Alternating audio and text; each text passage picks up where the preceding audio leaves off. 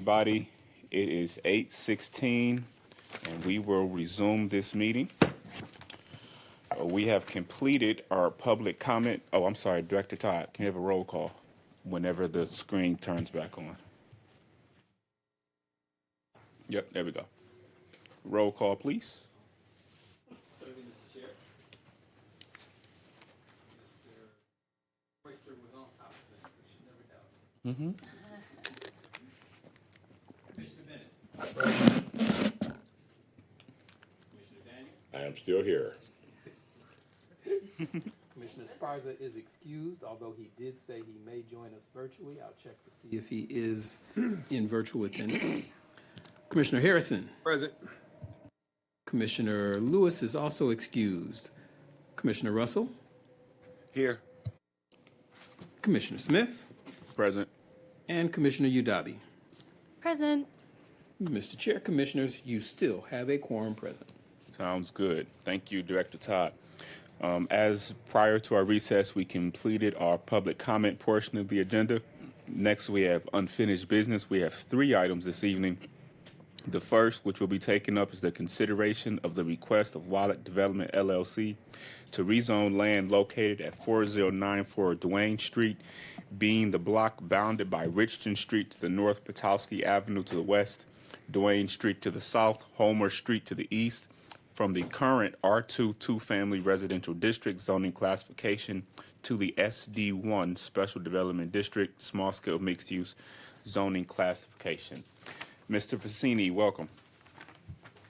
Well, good evening, Mr. Chair. I have a brief presentation, if I may share my screen. Yes, you may. Thank you. And also with me is Graham from Wallach Development. Welcome, sir. Yep. Good evening, everyone. Good evening.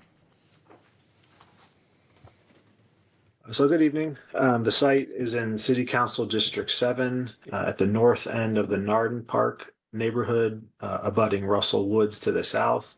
1 block to the east of the site is the Dexter Avenue corridor, which has seen recent streetscape improvements. Here's the site. It's formerly the Alice Burney Elementary School property. It's 1 parcel or zoning lot. The school was closed in 2009 and the building was demolished in 2016. And at the top of the screen is the Dexter Avenue corridor and In Harmony Cafe just to the east.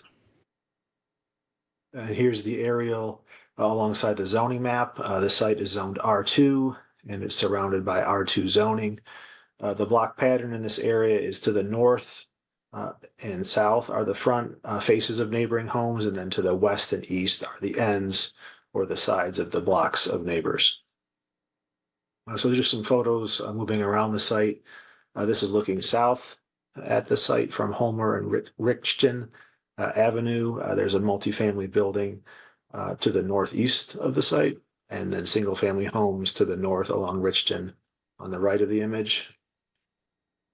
Then moving back, looking at the intersection, again, is the multifamily building to the northeast, and then single-family homes on the left.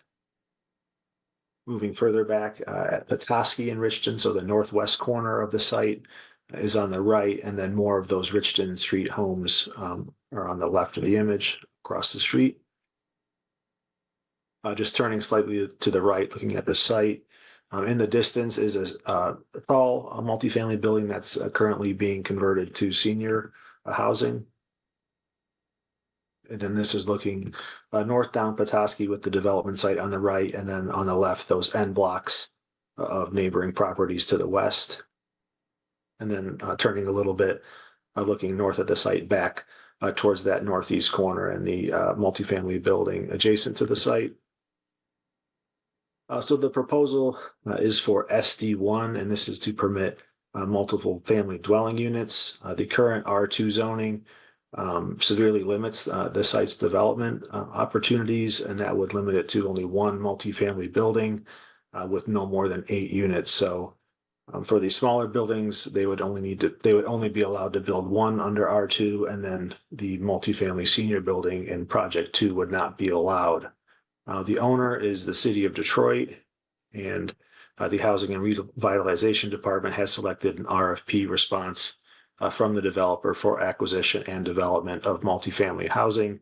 And then there would be a development agreement in place should the developer be successful with HRD in the city. So the first project would include the south half of the property in the northwest corner, and that would include 11 multiple family buildings oriented to follow that existing block pattern. So on the south end, they would be facing Duane Street. On the side, Petoskey and Homer, they would be the sides of the buildings, and then on the north, again, facing Richton with two multifamily buildings. 52 units total for project one. The mix would be 13 one-bedroom units, 28 two-bedroom, and 13 three-bedroom units.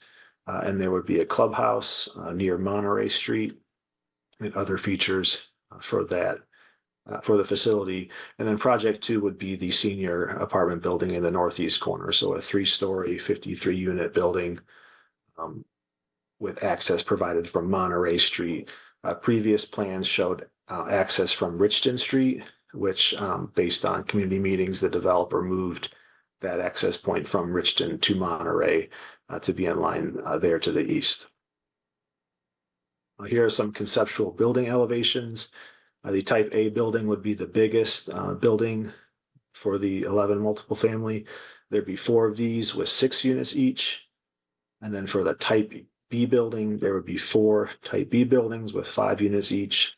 And then for type C, 3 buildings of 3 units each. And then the clubhouse would have similar architecture. And then for the senior building, elevations have not been submitted for that, but sample building designs have been submitted, shown in the bottom right.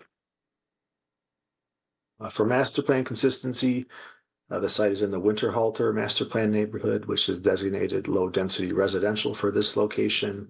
P&DD found the proposal is generally consistent as the size of the rezoning doesn't change the overall character of the area, and the master plan anticipates some limited scale commercial development on residential sites.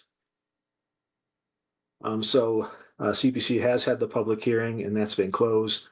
One neighbor to the north from Richton Street spoke with some concerns about the engagement and the project overall. But generally, there's been a positive reception to the project, and staff has provided analysis regarding the 8 rezoning criteria required for rezonings, which we'll go through. First is whether the proposed amendment corrects an error or meets the challenge of some change in condition, trend, or fact. Staff finds that the rezoning would help meet the challenge of developing vacant city-owned property, and that the development of this site may also help support other recent efforts along the Dexter Avenue corridor to the east. Second, whether the proposed amendment is consistent with the master plan and stated purposes of the zoning code. P&DD has found the proposal to be generally consistent with the master plan. Third, whether the proposed amendment will protect the health, safety, and general welfare of the public, and staff finds the rezoning will help protect the public through the development of a vacant, underutilized site, and that development agreements will help ensure city control through the development. And then fourth, whether a city and other service providers will be adequately able to serve the site. Staff finds that this would be met. The site was formerly developed as a school. Excuse me.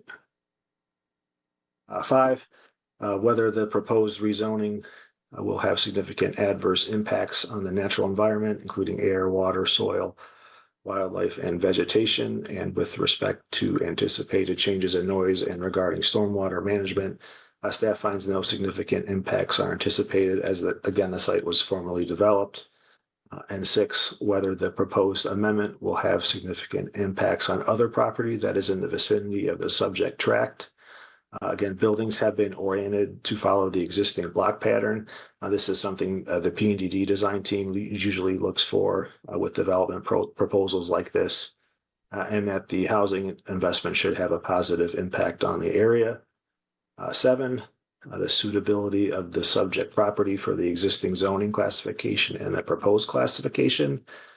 Development under R2 would be a severe underutilization of the current zoning lot, given its size and suitability. And the project is suitable for SD1, as that would contain a mixture of small-scale buildings within a neighborhood setting and near the Dexter Avenue corridor. And lastly, whether the proposed rezoning will create an illegal spot zoning.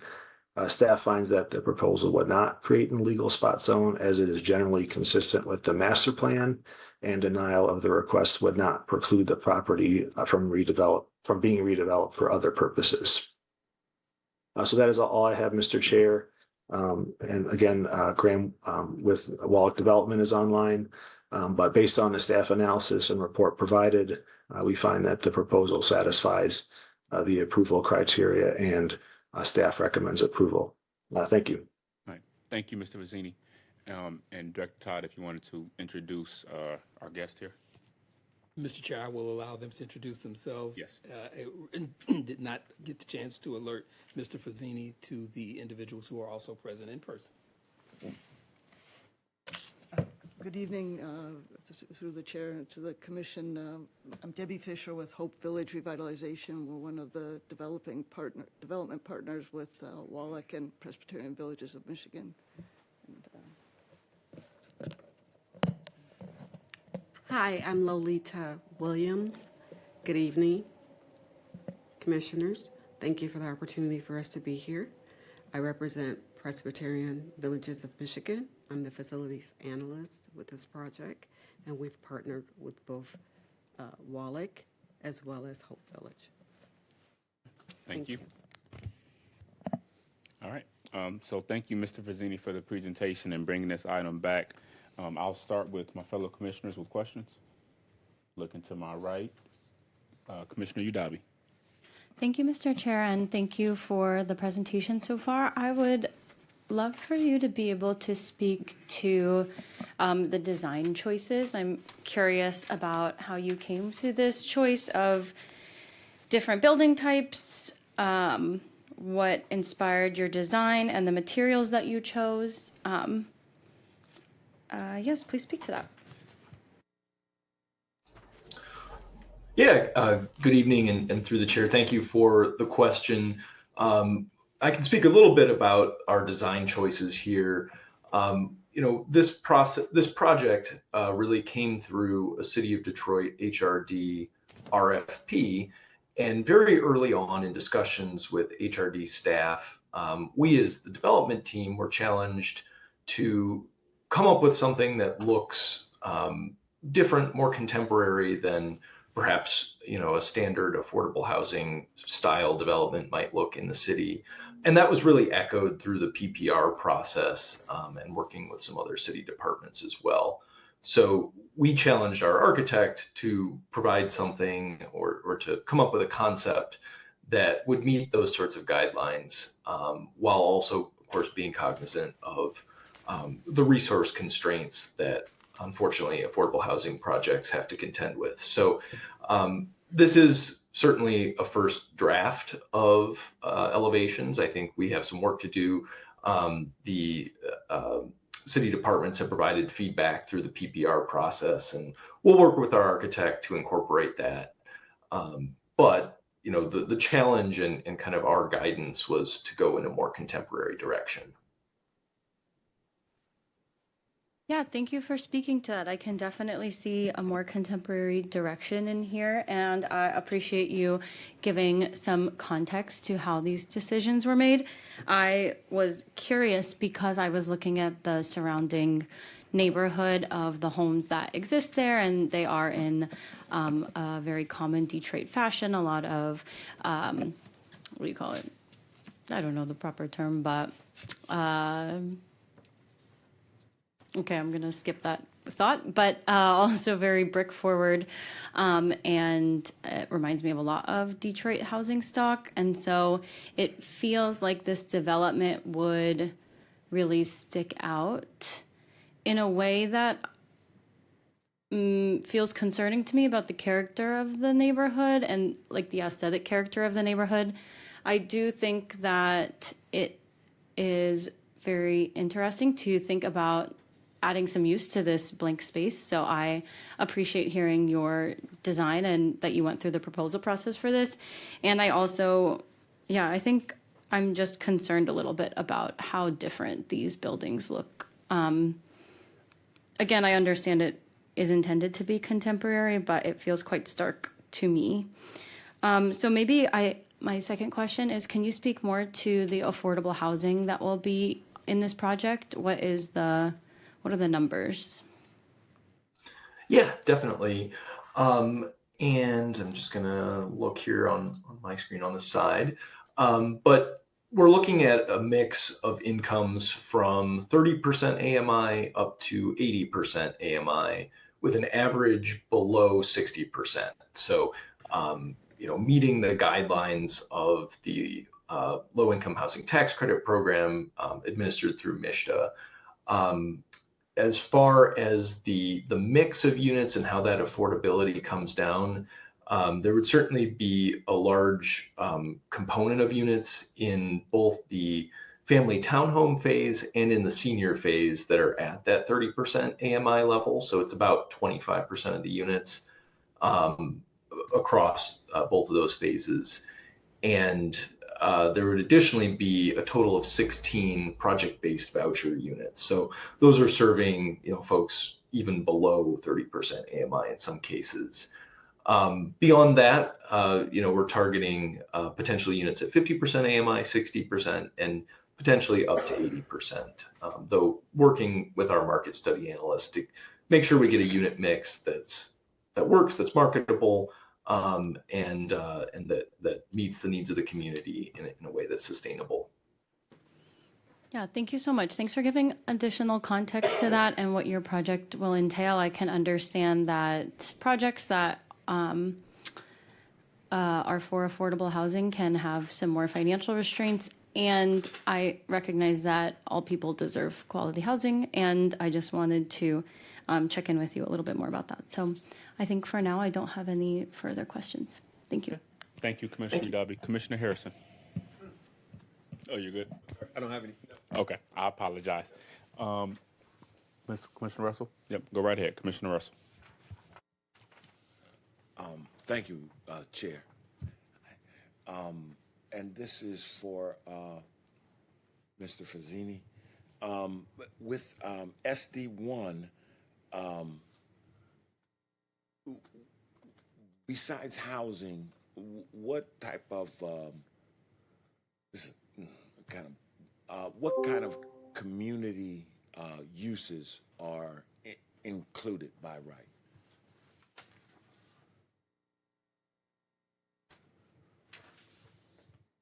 Yes, through the chair, let me just pull up there. We have a comparison between R5 and SD1. I'm just pulling up now. They're both primarily intended to be residential districts where the SD1 is obviously more oriented to multiple family. And SD1 is used a lot in Midtown, so that there's some smaller size eating facilities in there, or restaurants and some other uses that are, in there. And I just kind of wanted to get an idea of those. Yeah, it's SD1's a popular district. It's something you've seen in the Midtown area, in Corktown and North Corktown. Example uses are brew pub or micro brewery or small distillery, less than 3,000 square feet. Restaurants, not including drive-ups, carry-out restaurants, retail stores, vet clinics. Those are sampled by right uses. So smaller retail or service uses that you might expect in a multiple family building are what is permitted, and then some again smaller by right or manufacturing uses under 4,000 square feet are permitted that are more retail or service oriented uses. But we can provide you with that full list. It's quite a long list for comparison, but that goes through all the by right and then the conditional uses that between R5 and SD1 specifically is the closest comparison. Okay, thank you, Mr. Fazzini. And about this project. I believe that the zoning SD1 is a good call for this, and this is just a rezoning. It's not a PD, but I think my fellow that I'm a little concerned with the preliminary, it matching the character of that neighborhood, and I think there's a real opportunity to service low-income housing and fill that need. But I think there's also an opportunity to kickstart the revitalization of that neighborhood, and that's why I was asking about the other uses in SD1, and I see that here, and I might be being presumptuous because I'm not sure what's going to happen in the community house or that, and one thing, and it's just me, I think SD1 is the exact right thing for this site and the rezoning. But you if you come into a neighborhood, you want to reach out to the neighborhood, and front porches are a huge thing for that, so that people can interact with their neighborhood, and that is inviting. And I'm probably totally out of line. This is just my own little pet peeves or my own little thoughts. Thank you. Thank you. Chair. Thank you, Commissioner Russell. And I'll echo my commissioners. I'm kind of half and half with this one. On one hand, the design is kind of outside of what we're addressing, right? We're here to discuss the zoning, but I'm just not a fan of the design, right? But in the last meeting, I mentioned, and Commissioner Lewis spoke in support of the SD1 district, and my only concern was determining if that SD1 district was an appropriate district for that parcel in that neighborhood. And Commissioner Lewis indicated she was kind of okay with it, so I'm going to kind of pull back a little bit. But that was my primary concern is, and I see in Mr. Fazzini's report, he indicates the SD1 is an appropriate district for that area. So I'm okay with that, but I do just want to underscore, I would like to see more compatible designs with what's in that area. It does look like it belongs in a different community. So whether that's fake brick, facade brick, faux brick, or whatever that case is, I think there should be a bit more compatibility with the designs shared with us and what's in that neighborhood. But other than that, like I said, I see Mr. Fazzini's report that says SD1 is an appropriate district, so I'm tend to agree with staff's recommendation on this one. And that concludes all my comments. So with that, I don't see any other comments. Okay. And Mr. Fazzini, can you just reiterate your recommendation before we start to make action up here?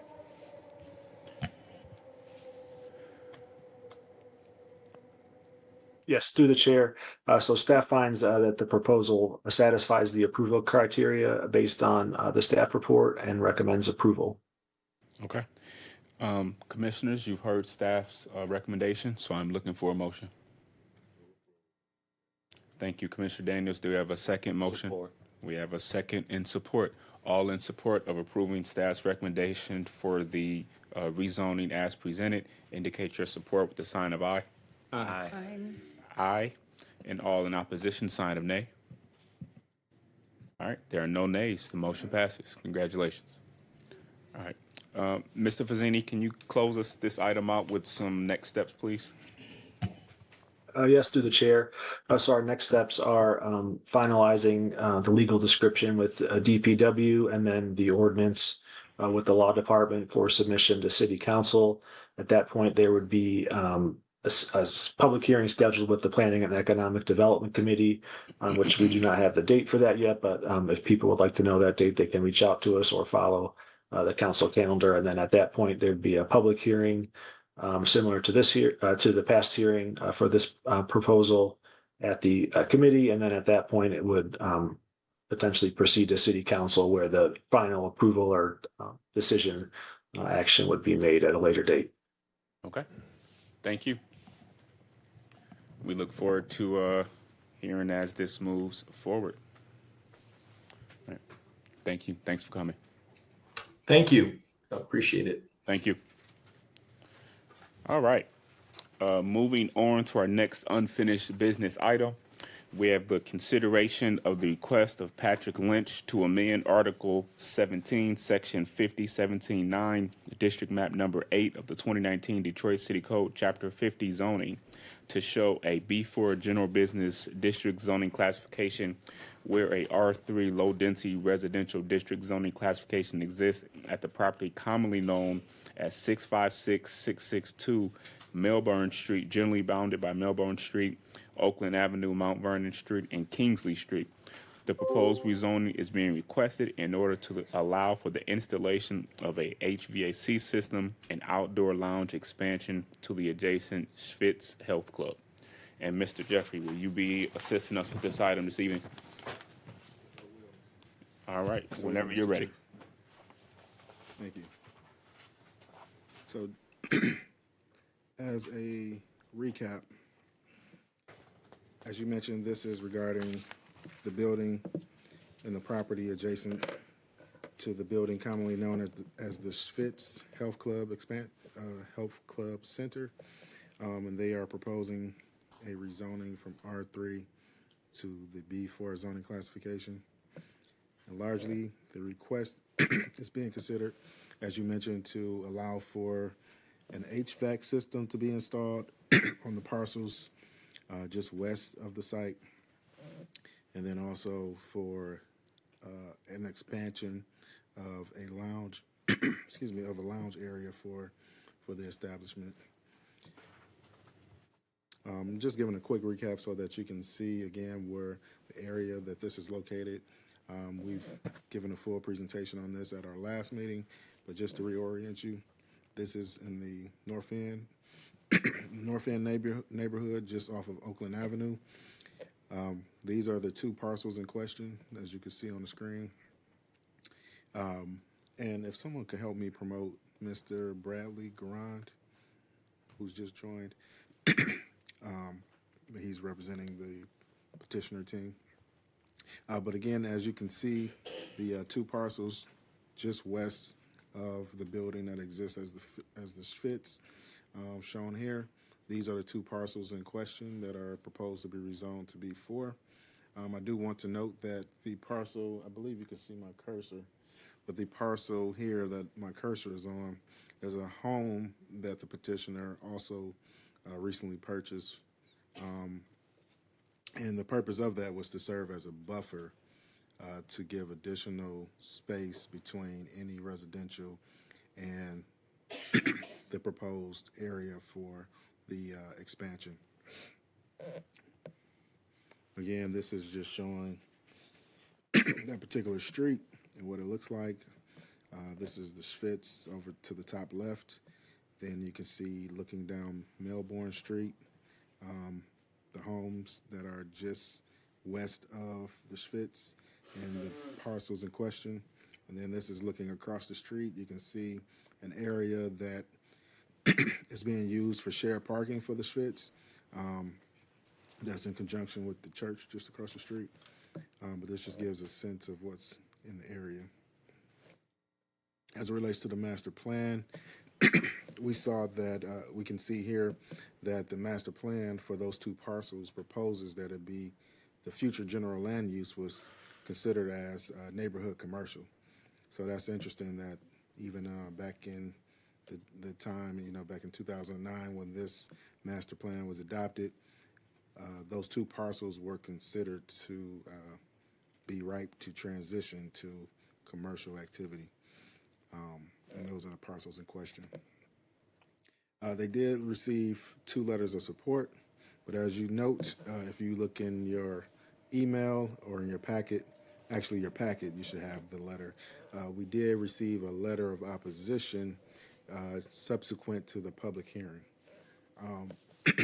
The letter of opposition spoke to some things that I'll just briefly touch on, but and I also will let our developer, if he would like to respond to any of those items, I'll let him respond through you, Mr. Chair.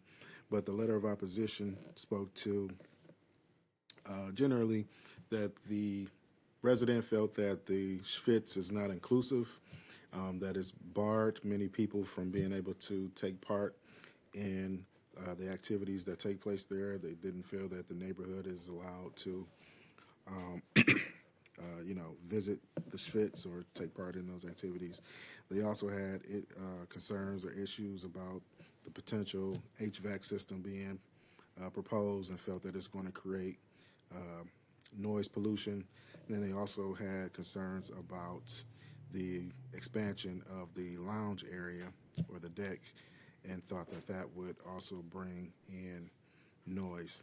Then they also mentioned issues of traffic. They mentioned that people that patronize the Schwitz park too close to the corner, I believe at Mount Vernon and Oakland Avenue. It says that causes a traffic hazard as people that are trying to turn onto Oakland Avenue from Mount Vernon cannot see oncoming traffic, and it creates a hazardous type of issue. And so those were, I think that summarizes the concerns that we received from that neighbor. And so in that, anytime we receive concerns or issues from people, regarding a rezoning, we generally try to facilitate a conversation, have a meeting, find some kind of way to come to a medium on those issues. However, staff did volunteer to set up a meeting between the developer and that neighbor. That was rejected. We also said that we would, attend a meeting and facilitate a meeting with the neighbor and see what conclusions we could come to. That was rejected. So we tried to reach out and establish a meeting at least 3 times. All of those times we were rejected for a meeting to try to, navigate through some of these issues.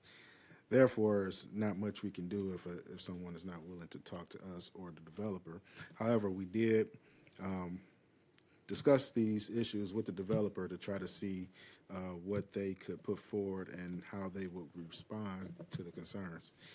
But it was, again, I wanted to note that it wasn't with the pleasure of being able to have the neighbor in the conversation because they didn't want to participate. So the Schwitz ownership has responded, and they've put forward a letter to respond to the issues that the neighbor raised. I'm going to touch high level on those, but I do want to allow Mr. Bradley, who's also a part of the ownership, along with Patty Lynch, to also chime in on this as well. But largely, their responses are that, they're going to provide acoustical duct silencers for the exterior acoustic paneling as a buffer for the noise to mitigate any of the noise from the HVAC system. They also propose that they're going to, as it relates to the outdoor patio, they did note that there is a patio that exists today that is buffered by a wall, and that patio, I believe, has existed since, going back to the 30s, from my understanding, of the Schwitz being in existence. And so to date, there haven't been noise complaints that we are aware of, or that they've claimed that they have not ever received any complaints, and staff has not received any complaints, or that neighbor never complained about existing noises. So that is something to take into consideration. If it's already, their establishment is already hosting these types of, or having this type of activity, but there are no noise complaints as of today. So they plan to have that same type of operation. This is not, they've stated that these are not activities that are going to go beyond 10 p.m. They plan to close their lounge area at 10 p.m. This is also not to host any parties, but it's to be more of a therapeutic lounge type of area that's consistent with a health club and not for parties, etc. And so also as it relates to the issue of the hazardous traffic, they've stated that they will abide by all city ordinances, and so they said that it's not. The original statement was that there's not much that they can do about traffic patterns and enforcing traffic. But as we had a discussion, they said that staff recommended that they should take a proactive approach to start to notice their patrons. And then if that does not work, then staff could work with them to start to see if we can get the city out to do enforcement actions to change behavior. That wouldn't be our first action as staff to try to, have people ticketed. So we want to allow them to first take a stab at it by alerting their patrons that enforcement may come if behaviors do not change. And from there, if that does not work, then we can work with the municipal parking department to see about having some targeted action as it relates to people parking too close to the intersections. And then lastly, they have provided evidence and, to dispel the claims that the Schwitz is exclusive and doesn't allow neighbors and other folks in to the establishment. They do acknowledge that is the history of the Schwitz, that it was exclusive, that it did not allow many people in the past, but since they've taken ownership, that business model has changed greatly, and they have contributed some videos that have been done on the establishment that have shown their efforts to be more inclusive and to draw people from the direct neighborhood into the establishment. So with that being said, Mr. Chair, I think it might be appropriate for Mr. Garan to also weigh in on these matters with anything that he may have. Yes, please go ahead. Thank you, Kamani. My name is Bradley Gorand. I'm a current general manager at the Schwitz Health Club. I've been involved since the ownership change when Patty originally bought the business, and I've been on his team ever since.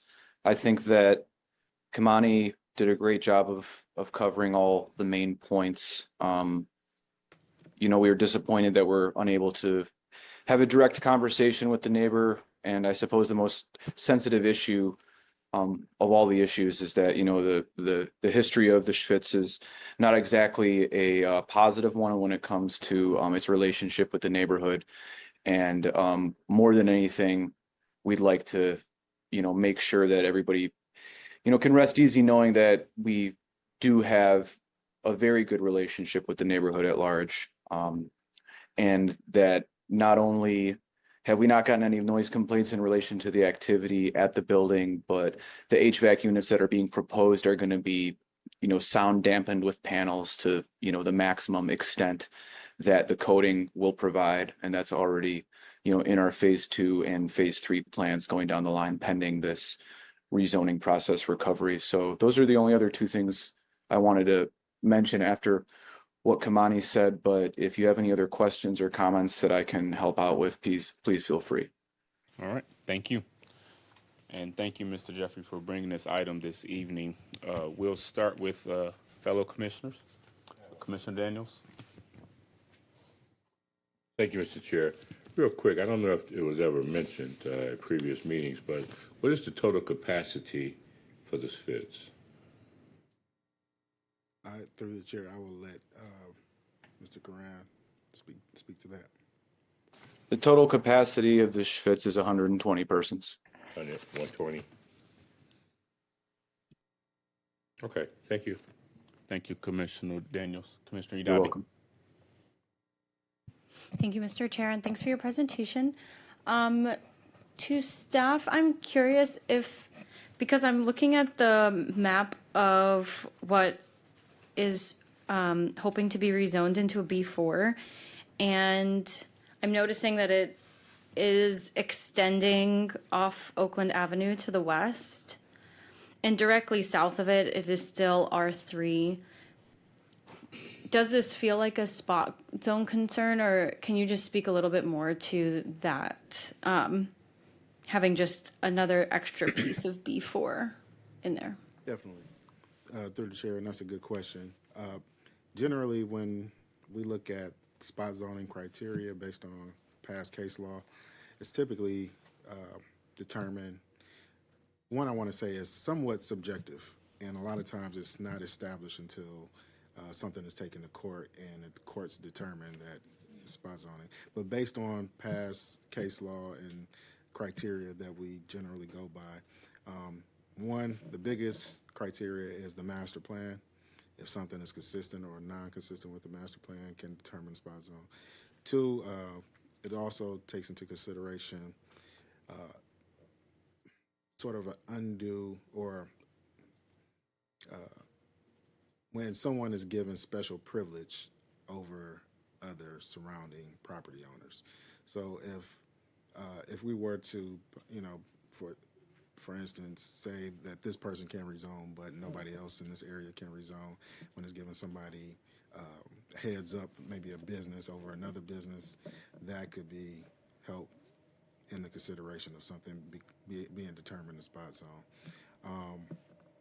And there's some other considerations, but those are some of the main ones. But in this case, this is consistent with the master plan, and it also is extending from B4 that currently exists. So we look at it as an extension of B4, the B4 corridor on Oakland Avenue, and so we would consider it not being a spot zone. Thank you so much for answering my question. Nothing more. Thanks, Mr. Chair. All right. Thank you, Commissioner Udabi. No further questions. I do have one. Similar to my fellow commissioner as it relates to extending that B4 into the R3. I'm just kind of torn on if that's appropriate. Because when I look at like B4 along that Oakland Avenue, it doesn't appear to be a lot of active B4 uses. And the nearest parcel that also does this B4 extension into the residential on the corner of Euclid and Oakland is currently a vacant lot and a sculpture. A really nice sculpture, actually. Very nice, actually. So I'm just a little torn because the area doesn't seem like it's really adopting the B4 that it should be. And then I go down the block, it looks like there's some residential in the B4. And then when I look at that map, I like the direction that map goes in because it justifies the B4 and parking and all those things. That's where I think we should be. But the way the corridor is used doesn't seem like it's going in that direction. So that's where my concern is. If we add more B4, and then, like Commissioner said, there's residential on the other side of it, there's residential across from it, and then there's residential behind it. And I understand he owns the properties. I'm just not sure how to interpret, what the long-range vision for Oakland Ave is. Is it intended to be this B4 corridor, or is it, as that indicates, or are we seeing it go in a different direction? And I don't know if you've had any time to look into that or had any assessment on that. To you, Mr. Chair, that's actually a good question. So there was recently a North End study, and in that study, there was a lot of questions or attention that was paid to the corridors, Oakland as well as John R. And as to whether, they should be changed to mixed use or this or that. What was determined is that the corridor should remain B4, and largely, what you might be able to accomplish in SD1 or SD2, you can today accomplish a lot of that through B4. B4 is more expansive in what it allows. SD2, SD1 is a little more restrictive and tailored for, for lack of a better word, more trendy uses. but today, B4 does a lot of mixed use. There has been some development of B4 just recently, just across from the Oakland Avenue Farmway. There's a development, a rehab of a building that's happening. So there's other small developments along the corridors. I will give you that it is happening very slowly, and I do definitely understand your concerns. That's even why when this first came to us, we asked the petitioner, even about what's happening with the adjacent house, and that's when we found that there was efforts to purchase the house to act as a buffer, similar to, I think you brought this up in our last meeting, Mr. Chair, similar to the Casual Cafe. Casual, yep. And how they own a house that acted, was used as a buffer between them and their commercial activity on the corridor and the rest of the neighborhood. So them buying the house was an effort to, say that we understand and that they're trying to mitigate potential concerns. So I understand your concerns. That's the best way I can answer, but Yeah. I don't deny the validity of your questions. Okay. Well, I mean, if that is still the intention of the corridor, then I think that justifies why you would do that rezoning. And then related, unrelated, I see that he wants to put the HVAC system in that land. Is that why the rezoning is necessary for that equipment, or is the use being extended into that rezoned area? I would say to you, Mr. Chair, I would say both. I believe they've stated in the past that the HVAC system is their most most immediate concern, as they are trying to bring the ballroom, as they spoke to at the last meeting. They're trying to bring the ballroom back online, which is upstairs at the building, and they need that in order to make it operable. So that's their first goal, and then I think the second goal is the distant future of the expansion of the Pool and the patio. Can the applicant indicate if the HVAC is going in this patio space or on top of the building? I'm just curious. On the image, it doesn't look like it's going in that space. I just don't want to speak wrong if it's not going in there. To answer your question, sir, the intention is to put the HVAC in that space adjacent to the building, as we have a curved barrel roof and it's not ideal for a rooftop unit. Got you. Okay. All right. I have no further questions. Commissioner Harrison. Thank you, Mr. Chair. I do have just one question. This pertains to parking, and this is a concern that we often that we hear about a lot. We heard about a lot today, and we've gotten updates in the past about permit parking for residents, and what does that process look like, especially in areas where concerning businesses? I see that this area, based on visual maps, this is the only business that's really sort of within that vicinity. But what does that process look like? Just curious for permit for residents. Definitely. Excuse me. Largely, the areas that we typically see looking or seeking out the residential parking permit program are those in the greater downtown area. So we have the petitions that we've received so far, that the city has received, are in the Midtown area, near the arena. Brush Park, they're the first to come online, actually. Now there's discussions about Corktown. So those are the areas that we're primarily seeing the actual need. This area is probably not there, at least right now, maybe in the future. But the process is that the community will have to petition, and they have to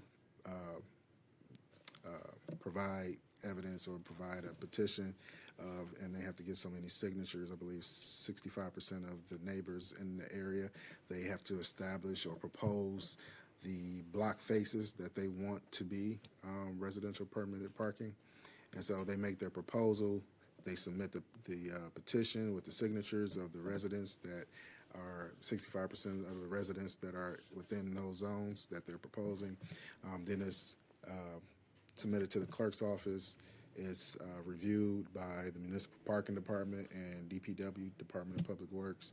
Then the DPW and Municipal Parking Department, they do their own study to determine if there's actual need, and then they also might rebut what the block faces are that are proposed for the residential permit parking.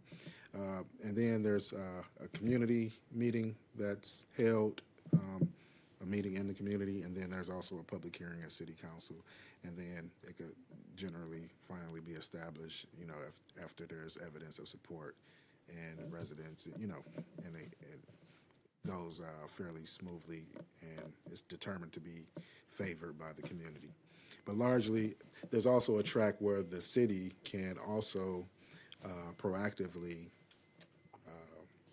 designate an area for permitted parking, but the city tries to stay away from that. They try to encourage residents to initiate the process themselves, so it's not a top-down sort of approach. All right. Thank you. I appreciate you providing the explanation. And, given, something that we hear often and have heard often even, today, is about the challenges that arise when, neighborhoods begin to see more business activity, but also brings up the challenge of parking. And, I guess in an ideal scenario, or one of the challenges is how do you sort of find that balance of the right timing of implementing those strategies. But I appreciate you stating that, just so we have a chance to hear it here, and hopefully any residents that are listening, sort of understand and know what that process is like. So thank you. Definitely. Through the chair, if I might just piggyback off of that, there's a lot of discussion going on these days about, it's actually a good problem to have. That means the city's growing, but it's something that needs to be addressed as well. What happens with parking as more buildings come online, as new construction happens. So, we're working on that, as it relates to Corktown. That's the area where sort of some case or test studies going on right now. CPC is a part of that work group of trying to address those, that issue in that area and looking at how that could be applied citywide. So as more communities start to have, again, this good problem, which means your community is growing but needing some mitigation, how can that be addressed? So I think what's happening in Corktown right now might be able to be extrapolated across the city as we learn different lessons. So that is in play now. No, thank you again. I appreciate it. All right. Thank you, Commissioner Harrison. All right. Well, if there is no further, Commissioner Bennett, go right ahead. I apologize. No problem. Thank you, Mr. Chair. This is questions for the petitioner. Do you have the approximate location of where the HVAC unit is going to go? Just because what we have is the rendering of the lounge and the pool, so I'm just trying to understand, is it underneath the covered deck? Is it towards the back where it looks like there's a different, I don't know what to call that, more of a black decking platform that you see people walking on? Is it underneath that? Where is it going? And if we could get the picture of the rendering up, so I could describe it just a little bit better, if you don't mind. But since that rendering was made, we had discussions with not only an architect, but a structural engineer and some HVAC professionals. And it's sounding like we are going to be putting, if you're looking at this rendering on the left and the long section of patio that's going all the way towards Melbourne there, it would actually probably be stacked two 27-ton units on top of each other that are going to be about 10 feet in the air, on a fabricated steel support system. And that's going to be, surrounded by the sound dampening panels, as mentioned before. And we're either going to, use fake or actual real plant matter to kind of mask that, and it can grow up the side of the fencing there. But it seems like that's the place that it is most likely going to be put right now. And I can't make any guarantees, but I would say that's a 95% certainty as of right now. Okay, so that would be the northwest corner of the property, of the currently vacant land, roughly. Well, not of the currently vacant land, but like the northwest corner of the Schwitz building itself, and would be only on one of those parcels of land. Okay, so it'll be basically adjacent right next to the current building.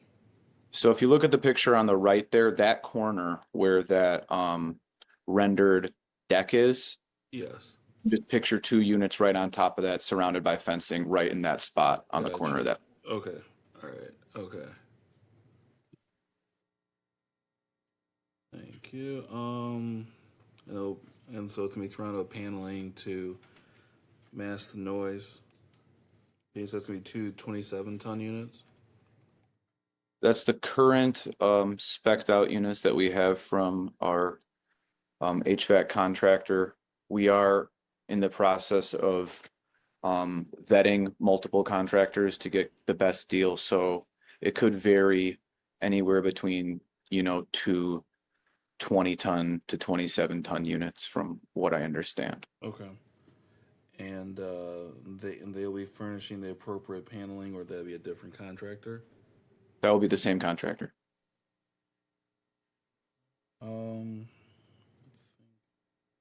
That is it for now. Thank you. Thank you, Commissioner Bennett. Commissioner Daniels. Thank you, Mr. Chair. Prior to, when it originally opened, as Fitz, where did they store the heating and cooling units? The heating and cooling units have been interior to the building for its duration.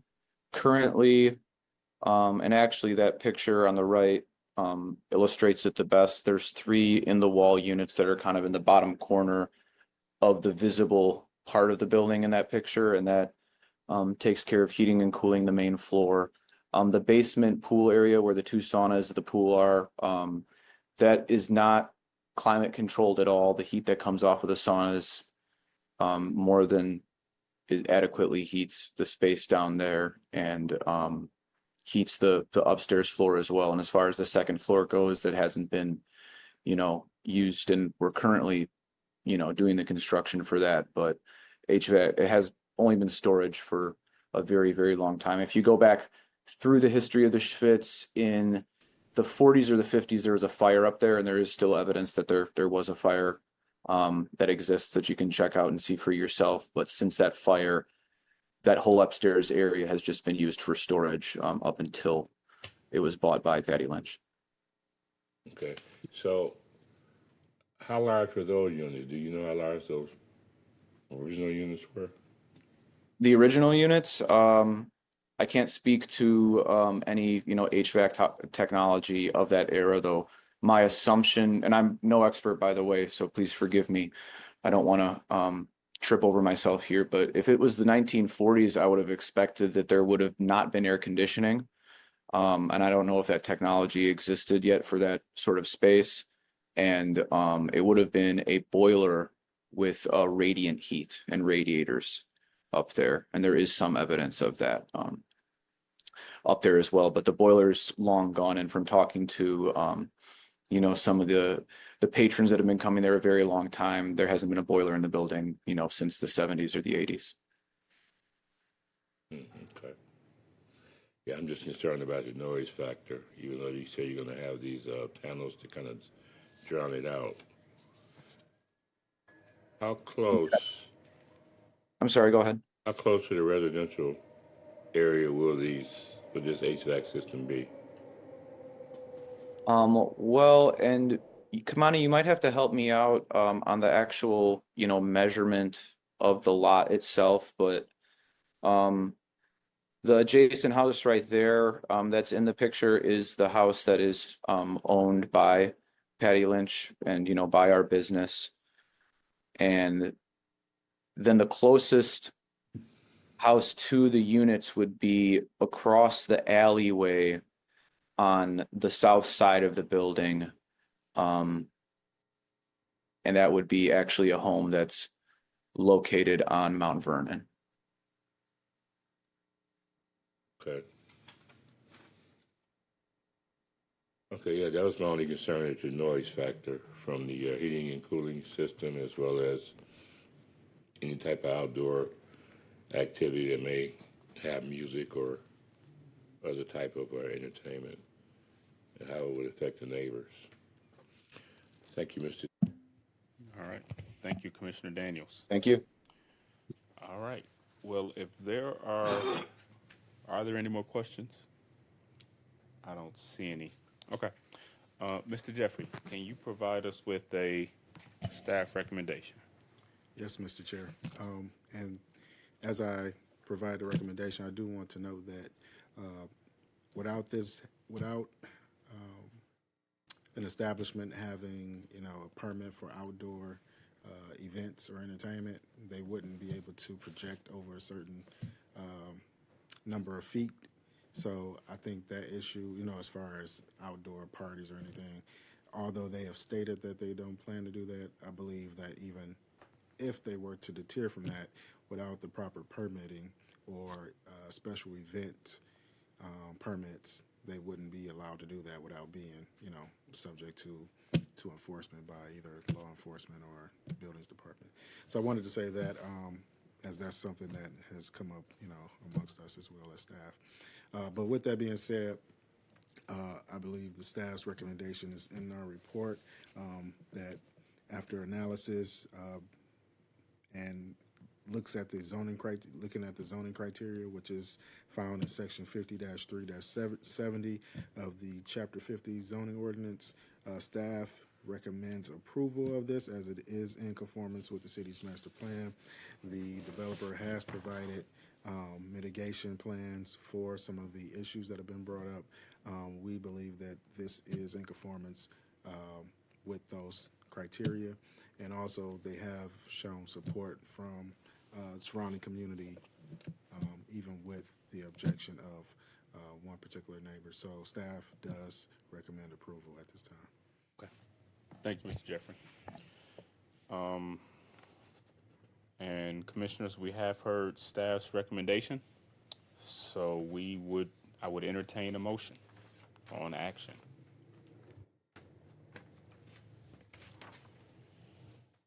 Commissioner, I move to accept staff's recommendation. Thank you, Commissioner Russell. Do we have a second? Support. Thank you, Commissioner Idabi. Director Todd, can I have a roll call for this item, please?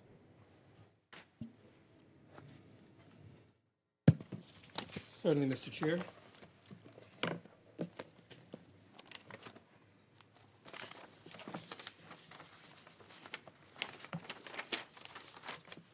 Commissioner Bennett?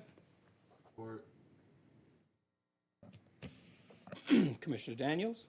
No.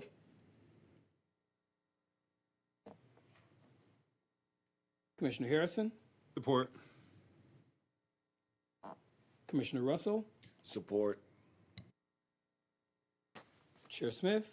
Support. And Commissioner Udabi. Support. Mr. Chair, Commissioners, the ayes have it. All right. Thank you. Congratulations. Mr. Jeffrey, can you close this item out with some next steps, please? Yes, sir, Mr. Chair. The next steps will be that this is going to proceed to the City Engineering Department for legal description verifications, then to the Law Department, and then to City Council. Okay. All right. Thank you. Do you think this will make it to council before recess? No, this will not make it before recess, but it does have a chance to make it before the end of the year, the calendar year, yeah, or before Is that that- recess. When is end of calendar year for us? So November, I believe the last week of November. I can get you the exact date. November the 26th is the first day of recess, first day of recess before the end of the year. Got you. Okay. All right. Thank you. Thank you. Thank you. Okay. So, resuming our agenda, let me get it in front of me here. All right. So, we have one more unfinished business item, and I think we have enough time to address it. I just want to make a note, it's 9:20, and we got to just be a bit more efficient with time this evening. So, the next item we have is the consideration of the request of the Great Lakes Water Authority, GLWA, to rezone land located at 700 Connor, 692 Connor, 8686 Connor, 682 Connor, 678, 672 Connor, 703, 693, 687, 681, 675 Navajo, and the adjacent vacated Fraud Street and public alleyways located between Connor Street and Navajo Street from the current R2 two-family residential district zoning classification to a R5 medium-density residential district or PD plan development district. Mr. Fazzini, welcome back. Thank you, Mr. Chair, and I'll let the legal representatives introduce themselves. All right. Welcome again. Thank you, Mr. Chair. Thank you, committee members, for having me. Naveed Muram, Chief Operating Officer for Great Lakes Water Authority. Good evening. Paul Ransom, Lifecycle Project Manager for Great Lakes Water Authority. So, Mr. Chair, if I may share my screen, I have a brief presentation to refresh, and then Mr. Ransom will have a presentation. All right. Whenever you're ready.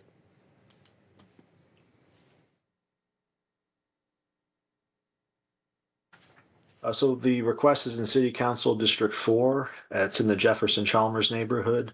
Highlighted is the full route of Fruit Street in this location. As you can see, it crosses 3 neighborhoods to the south of East Jefferson Avenue. So it kind of parallels East Jefferson Avenue and serves as a collector for neighborhoods in this area. And then circled is the proposed location of the rezoning. So this is a plan from the Fruit Street reroute project that was approved by City Council in July 2024. The black areas are the portions of the road and alleys that were vacated, and then the hatched would be the new route of Fruit Street in this location. So so between Tennessee Street to the west and Algonquin to the east, the road would bend to the north to allow the creation of the development site in that black vacated area. So here's an aerial image showing the zoning map. Again, the vacation would create a development site in what is currently the middle of Fruit Street. So Fruit Street right-of-way would be it has been vacated and would become private property once that rerouted road project is complete. And then to the left, at the bottom of the image, is the existing Fruit pump station immediately to the west. So here are some images prior to fencing and some other construction-related improvements that have occurred. This is looking northwest at the development site. So this is towards the middle of where that proposed pumping station would be, and looking at where the relocated Fruit Street would bend towards the buildings in the distance here. This is looking northeast or north at the development site down Connor Street. So these are the homes that are immediately abutting the site. These are not set back by streets or other things. So these are the closest neighbors to the facility. The 235 address house would be included within the Glebo development site. But that next white ranch house, fence, and these houses to the right would not be included in the proposed rezoning site. Now this is looking east at the site down Fruit Street from Clare Point, and this is the existing Fruit pump station that was developed by DWSD. We have the benefit of this pump station being existing in this area, as we're not aware of any significant complaints from residents or otherwise regarding the normal operations of the existing Fruit pump station. So on that existing station, it was constructed in 1954. manages both sanitary and stormwater, and it is the terminus of two existing parallel relief sewers that run below Fruit Street. So that is the purpose of the vacation and reroute project. The Ashland Relief Sewer, which goes to the north, and then the Fox Creek Relief Sewer, which goes to the east. So the proposed development would allow GLEWA to access these sewers through an isolation shaft in the proposed location, and that would block flow to the existing Fruit pump station during dry weather, so that that existing older pump station could be maintained, and then the new pumping station would be in service during dry weather. So the proposal from GLEWA is a request for R5 to permit a major utility pumping station. R5 is the first classification that allows this use, and the zoning ordinance regulates this use as a public, civic, and institutional use, not as an industrial use, as has been stated by some at past meetings. So we just want to be clear that there's that other use category of public, civic, and institutional that the zoning ordinance intends for utility and other similar uses. So here is a color rendering of the site plan or landscape plan. The main core of the building would be on the left, or the west side of the site on the Connor Street facade. And then the east half of the building would be an enclosed courtyard and stairwell and electrical room.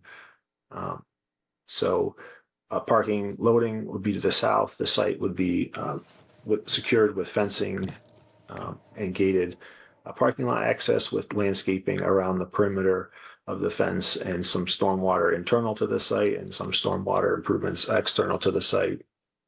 And this plan also shows sidewalk improvements and other street tree improvements along the streetscape, though it's not clear if GLEWA would be constructing these offsite improvements or if that would be the city constructing these that are primarily within the right-of-way. So the latest revision is regarding the building design. GLEWA has gone through a couple rounds of revisions, and this is the latest proposal from this past April. There are not dimensions on this plan, but we understand that GLEWA's been striving to try to achieve a 40-foot building height for the building, about 8 feet lower than the last proposal at 48 feet. And the building footprint has also gotten slightly smaller. On the east side, it's shrunk, I believe, about 12 feet inward. So that courtyard has been pulled in from the east inwards about 12 feet. So the top image is the view from that rerouted Fruit Street frontage, and then the bottom image would be the view from the Connor Street frontage. So the two main frontages that would have the main portion of the building. And another significant change is the substantial use of buff brick or gold-colored brick for the building, which the architect took from surrounding homes in the neighborhood that use a similar type of brick.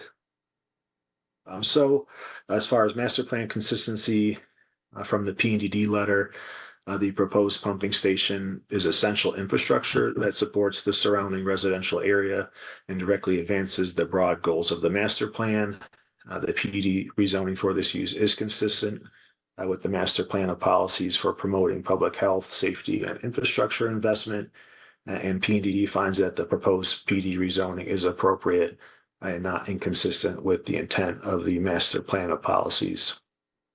So we've provided some staff analysis again on the 8 required rezoning approval criteria. So I'll go through those. First is whether the proposed amendment corrects an error or meets the challenge of some changing condition, trend, or fact. One thing, it's not a key point with this proposal, but one thing we notice is that the zoning map may have historically failed to represent commercial uses that existed at this intersection. On the bottom left is the southwest corner of Fruit and Connor. That's an existing commercial building which remains, but it's vacant, and it looks like it's been vacant for some time. And then the northeast corner, the kitty corner from this from the bottom left building is the bottom right building that's been demolished related to the road reroute project. The road would go through this location. This white home and church would remain but that would kind of be the north boundary of the new road project. So just wanted to point that out, that there does historically seem to have been a commercial presence at this intersection, which makes sense with Fruit Street being a collector through three neighborhoods in this area. The proposal would help Gleewa meet the challenge of servicing and maintaining the existing Frood pump station. This is important due to the age of the existing pump station, the increasing frequency and severity of storms, and then fluctuations of Great Lakes water levels. And lastly, the proposal would address the fact that in July 2024, City Council approved the Frood Street reroute project with the understanding that it was for the pumping station proposal. Second, whether the proposed amendment is consistent with the master plan and stated purposes of the zoning code. Again, PDD has found that the proposal is consistent with the master plan of policies for promoting promoting health, safety, and infrastructure, and that the rezoning is not inconsistent with the master plan of policies. Third, whether the proposed amendment will protect the health, safety, and general welfare of the public. The rezoning will help protect the public through the development of a facility to service and maintain the existing Frood Street pump station of critical importance to Gleewa's system, especially during wet weather. And Gleewa's current capital improvement plan also talks about the need to protect public health and safety and general welfare related to Gleewa facilities and the Frood Street and the Frood pump station. Fourth, whether the city and other service providers will be able to provide adequate public facilities and services. This has meant the city and other service providers are currently in the process of relocating existing utilities for the reroute project. And then fifth, whether the proposed rezoning will have a significant adverse impact on the natural environment, including air, water, soil, wildlife, and vegetation with respect to anticipated changes in noise and stormwater management. We understand that this is within an area of ongoing construction, that this construction may be having an adverse impact on the environment and area residents. However, construction associated with the reroute project work within the public rights of way and other temporary construction improvements such as fencing and earthworks are not subject to zoning, and they're not reliant on this request to be completed. So hypothetically, the road reroute project could continue regardless of the rezoning request. And once all construction activities are completed for the road reroute, the proposed pumping station and any other improvements such as the force main proposed along the Navajo Street right-of-way, staff finds that the rezoning will not have a significant impact on the natural environment. Six, whether the proposed amendment will have a significant adverse impact on other property in the vicinity. The reroute project created a new development site in the middle of Frood Street. So this expanded site allows the building to be placed further from adjacent homes to the south. So the building would be set back by stormwater, buffering the parking lot and loading from the residents that are most adjacent to the site. And then on the other three sides, you would have streets separating the site from neighboring property owners, as well as, again, the buffering and the fencing. So this would help buffer the site from those immediate neighbors.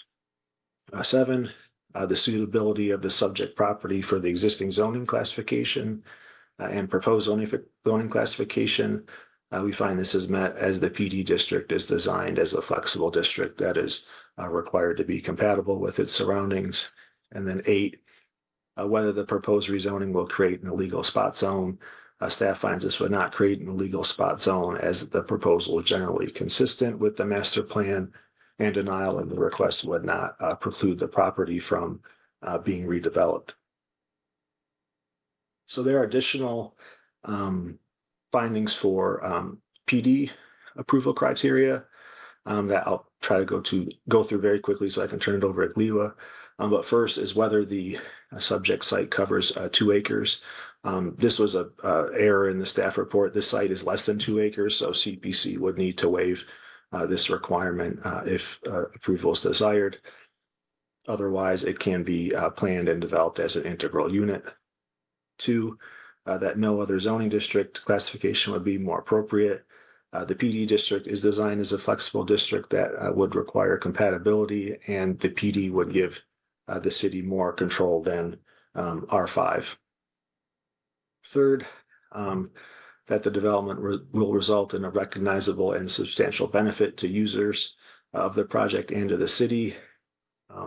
Staff finds that the revisions to the proposed building design has resulted in unique architecture, materials that are context sensitive, and more visual interest that should benefit the project and city through the addition of a high quality civic building.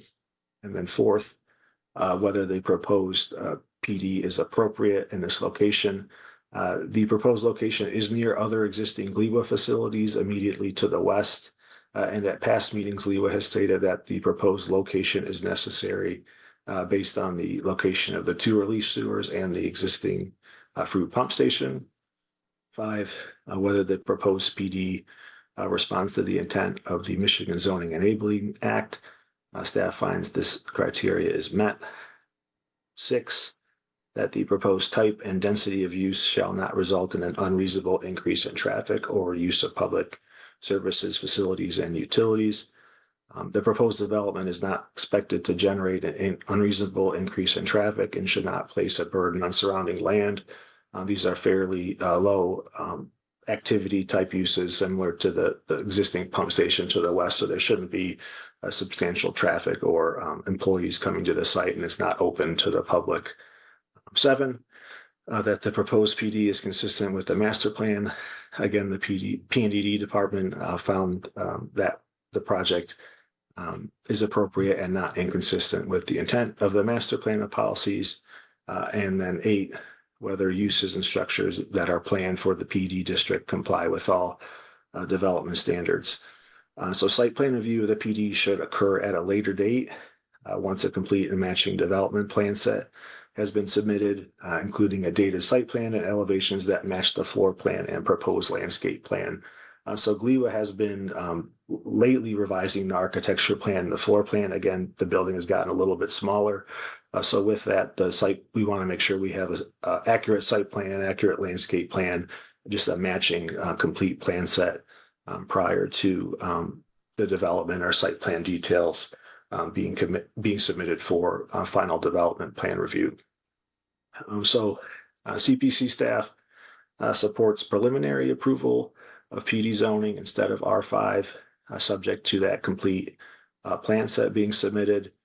And how this works with PDs is that the PD, if approved, the PD rezoning ordinance would serve as the preliminary or conceptual site plan approval, and then site plan approval can then their final site plan approval could come back to City Council, or it's typically delegated to CPC or CPC staff, and this is a condition of approval included in the ordinance. So if CPC and City Council ultimately recommended PD rezoning, then we would have a condition about how to handle that site plan approval, if that should come back to Council, CPC, or if that could be handled by staff, and then that should be a condition of approval in the ordinance.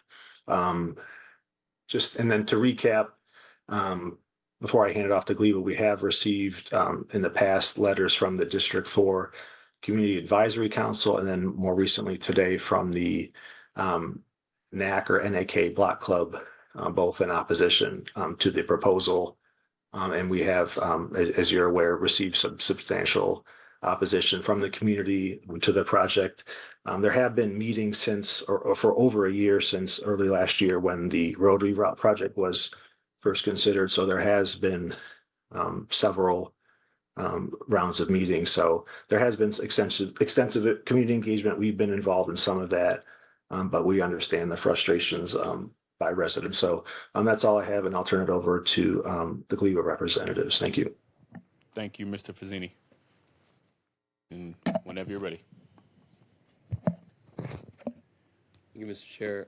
So because of time and the information that we have shared, we're prepared to go through all the details that the committee would like us to go through. But I thought it'd be important to highlight two major things that was kind of taken away from the last meeting. One of them was the updated dimensions of the building and talk about the kind of the aesthetics of the building that we have kind of made those revisions to. And the second one would be how other utilities or other communities have facilities like this integrated in their communities. That was one of the questions, if others have this. And we have some examples of local communities in Grosse Pointe and Pontiac and in areas of Oakland County, Wayne County that have facilities like this as part of their critical infrastructure that's necessary as a utility. So we'll start off with some elevation views here as we working on joining. So one of the big things that happened prior to this discussion we did have several other public engagement meetings at the East Lake Baptist Church, giving us an opportunity to continue walking through the aesthetics of the building, the architecture of the building, and hearing from the community. One of the big things that was the driver for us, what we can do to lower and reduce the size of the building. Although it made some operational challenges, so as I indicated earlier, most of our building envelopes is bound by what operation needs are, because our facilities are functional facilities, and operation and maintenance need the appropriate functions to be able to do the job they need to do to be able to protect public health. We worked with them. They compromised in areas where they were able to still maintain operation, although it's a little bit more difficult. We lost some doors. It'll take us longer to be able to move equipment in and out. But however, it was able to allow us to reduce the height of the building and also reduce the footprint of the building, and subsequently reduce the adjacent wall that you see to the building on the left side of this graphics that ultimately made it a smaller envelope as a whole. And we have some dimensions as well that we can share. So what we have on the screen right now is the original design that was developed for this site in working with DPD. Our architectural team did a revisit of the current architecture along the Jefferson Chalmers areas, and the brown tone was something that came out very commonly in the homes in that area, and therefore we modified the architecture fascia of the building to more fit the community. In addition to that, this is us looking from the Connor Street, looking southeast from Connor Street, going down to the next elevation view. So this shows you the difference in building height. Again, the 40.4 feet is a dimension from ground to the top of the air handling units. The building height is obviously lower than that. As you can see, there's a large 5 to 6 foot screening wall that is being installed to be able to provide that aesthetic look. However, it is a 8-foot drop in the top of the air handling units.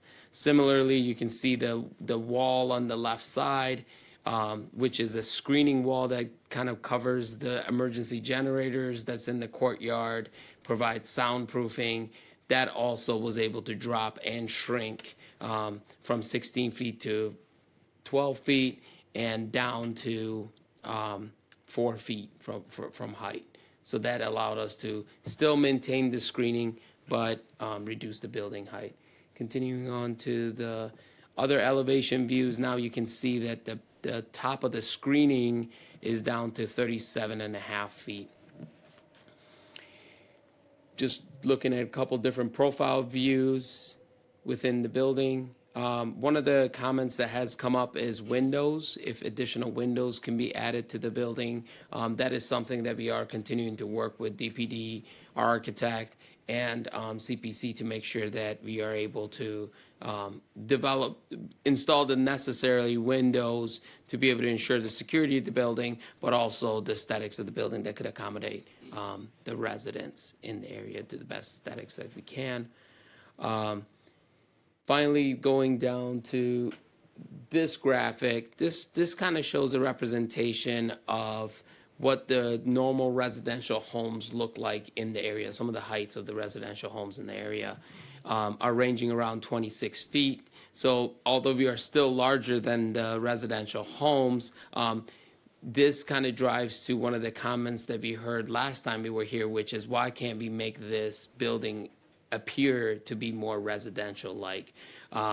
However, because of the scale of the building, our architect took an example of the storm pump station that's being installed in Grosse Pointe. It is a significantly smaller facility. It's not the same.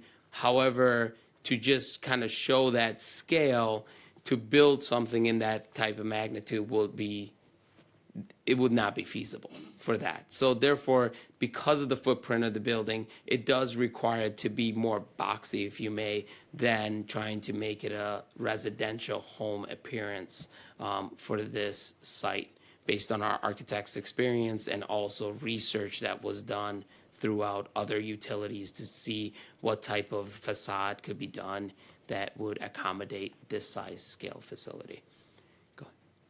I'm sorry, I didn't mean to cut you off. Can you speak to what the difference between that Grosse Pointe station is and this station? So major difference is this is a storm pump station. It is a lot shallower. The pumps are smaller that are constructed here versus the pumps that we are installing. Our pumps are about 65 feet deep. I'm sorry, you said the ones you're installing here. Did you mean in Grosse Pointe? Sorry about that. So the Grosse Pointe station is smaller. It's a storm pump station. It is shallow, and it is only a pump station. Our facility is an isolation chamber, so there are large barriers that are inside this building that we have to navigate around. Our pump station is deeper. It is going 65 feet deep, so we have to be able to have a methodology to be able to install these and bring these pieces of equipment out. And our pumps are larger. Ultimately, we need a lot more footprint to be able to actually pull these pumps out and put them on site. So that is the biggest reasons why there's such discrepancy between the sizing of this building versus ours. Now, I want to go to, if you can go to slide 20. So here we wanted to provide some examples of wastewater facilities that are in or adjacent to communities. This one is an extreme because we're not installing a treatment plant in the Jefferson Chalmers area. But I wanted to highlight this one first. This is Commerce Treatment Plant. It's located off of Welch Road. This is just west of M5 in Oakland County. I actually was responsible for many years running this treatment facility. I will tell you, I would stand on the clarifiers and see adjacent to residential homes, and these homes are very high in price, and we are good neighbors. We were able to be good neighbors. So this is a full-blown treatment facility. Nothing like this is going to be installed in Jefferson Chalmers area, but I thought it would be important to highlight that here you have exposed wastewater. You can kind of see those longitudinal lines that is raw wastewater that is actually being treated as of one of the locations. Unfortunately, I do not know the zonings, but we can work through those categories. Another example is the Grosse Pointe Woods. So this is Milk River. This is a RTB basin. This has a pump station associated with it, retention basin. So this is where stormwater actually exceeds the capacity of the facility, and it comes online. This facility is one of those facilities that you saw in earlier slides, which was in the Macomb County area, where when weather comes online, they push flow to those facilities to minimize the amount of flow that comes down to the pump station, allowing more room for City of Detroit because of the amount of volume that is generated from the City of Detroit combined system. So that's an example of this. That next to that, on that same property, is the Martyr Road pump station. You can see that's right across Martyr Road, which is right adjacent to residential homes. This gives you a profile view of how these type facilities are constructed in affluent communities, in different communities throughout the state for purposes of public health. So wanted to continue providing that example. This is the Grosse Pointe Farms pump station facility. This is called the Kirby pump station. This is a pump station that actually lifts flow, and it's at the corner of Chalfontaine and Kirby, and that actually lifts flow down to the Connor sanitary pump station. So this experienced the same type of flows, and it is right in a park. It is right integrated in the fabric of the community. And the vegetation, you can see the landscaping is very similar to the landscaping we are proposing around our facility to make sure that we get as much screening as we possibly can when we have the facility constructed. Finally, this is the Pontiac. This is called the Perry Street Pump Station. This is another one that's within a park adjacent to the community. This is another pump station that I ran when I was with Oakland County. Again, a very boxy style building, large building that allows for accommodating the deep pumps and the large pumps, but it is integrated in the fabric of the community in a park. And when you drive by it, you don't really recognize it as anything other than a building that's adjacent to a community. And then finally, I think this is another one to highlight. This is our Fairview pump station, which is adjacent to the Menugan Mansion. So this is, again, another facility of ours that is adjacent to an area within the community that is not necessarily identified as a nuisance to that community. It is something that is integrated into that community as well. So at this point, I think Eric did a great job giving a presentation of the depth of the project, the reason why we have to do the project, the importance of this project. I'll gladly answer more questions, and available for any other questions. All right. Thank you for that presentation, and thank you, Mr. Fazzini, for that recap. And we appreciate your due diligence and working with the community and coming before us. We know it's been a bit of a process. So again, thank you for your patience and doing that with us. I'll start with my commissioners. Do we have any questions? Commissioner Bennett. Thank you, Mr. Chair. Thank you for your presentation. Could you refresh our memories on, I know part of it's the location. Were there any alternatives that were considered? Is there anything that's in that general area, but maybe not as integrated into the neighborhood itself? Just as a refresher, because it's, we've been coming before us for a bit, and it seems to be a big sticking point with the public is, was there anything else considered? Absolutely. So there was a couple other alternatives considered. One of the first alternatives was just installing isolation chambers without a pump station. However, and the graphic before you shows that those black dots shown on those orange lines. So that's our Fox Creek Relief Sewer and the Ashland Relief Sewer. Those are the major interceptors that we are trying to stop the flow from coming into the storm pump station. So we originally had considered just installing isolation chambers there very close on our property. However, we recognized that because of the flows, the dry weather flows, which is under no rain condition, dry weather flows that are coming into those pipes will cause potential backups in the system. We have to find a way to get that water out of the pipe upstream of those isolation chambers. So alternative one was to just install the junction chamber. Shortly after, we recognized that we need some form of a pumping mechanism. That led us to alternative two, which was installing the pump station right adjacent to our property and not really going into the community much. However, when we identified this pump station, because of the location and the adjacent properties, we were not able to construct it there because we would have had to permanently close off the Fruit Street, which would have been what we believed would be more disruptive to the community than rerouting Fruit Street around the facility. The second alternative that was considered, which was significantly more in price, north of $500 million in expenses, or $1 billion in expenses that could have been absorbed on this, would be completely eliminating the Frood pump station in its entirety and rerouting through major interceptors.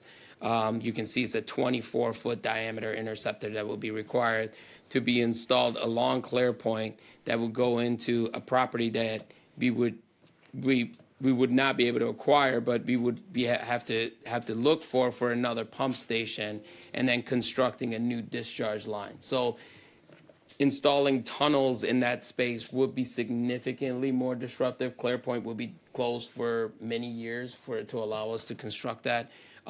So those were really the two major alternatives that led us to this alternative 2 modified, which is ultimately constructing the isolation chamber, the pump station, but moving it down so that we find a location where we are able to reroute Fruit Street around the property and still achieve our goal. Again, keeping in mind that I know many alternatives have been brought forth that, per GLWA's perspective, as the operator of the utility, are not feasible alternatives, because the point is that we have to capture these sewers as close as possible to the pump station to avoid that water going into the water pump station so that we can do the maintenance that we need to. Yep. All right. Thank you, Commissioner Bennett. And I always appreciate your explanations, because the more you speak, the more I understand what you're saying. So always appreciate it. Do we have any other comments from commissioners? Commissioner Udabi. Commissioner Harris. Thank you, Mr. Chair. I have a comment, but I just wanted to say thanks for coming back to us and continuing this presentation. I really appreciate hearing about this from you. I want to say thanks for continuing to revise the site design. I hear that you collaborated with the community, and that feels like you took our thoughts and put it into action for a design that fits the area a little bit more. So I really appreciate that, and I can understand why the community would be alarmed by this giant building. And I hope that you and the community can work together to recognize that, like, this is a vital piece of infrastructure. From my awareness, from what you have shared and what I understand, it is very important to have this backup pumping station to mitigate any future deterioration of this, and ensuring that you can repair it. And also, from what I understand, there's not a risk to health of nearby residents, which I know that someone made there's a paper comment in front of us concerned about health, but I believe that it would not be impacting residents' health. And so for that reason, I think I appreciate the idea of having a PD zoning for more city control. And I would also maybe hope, just like the comment that we have received, encouraging a community benefits agreement with the local block club and other local residents. I think that because this is such a big change, a piece of infrastructure, I think it would be absolutely integral to have a community benefits agreement with them. So that is my comment. Thank you, Mr. Chair. Thank you, Commissioner Udabi.